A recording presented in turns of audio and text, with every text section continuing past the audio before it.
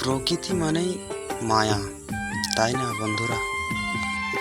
এমন কি কেউ আছো যে কিনা আজ অব্দি প্রকৃতির প্রেমে পড়োনি? আমি বিশ্বাস করি না এটা।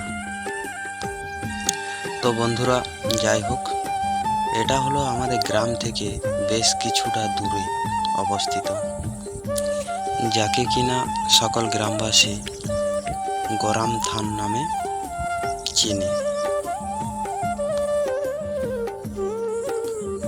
একবার ভিউটা দেখুন, কি সুন্দর, তাই না?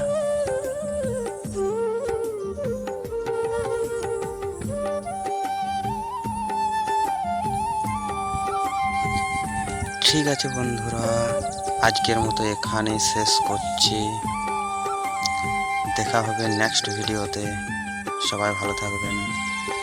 টাটা।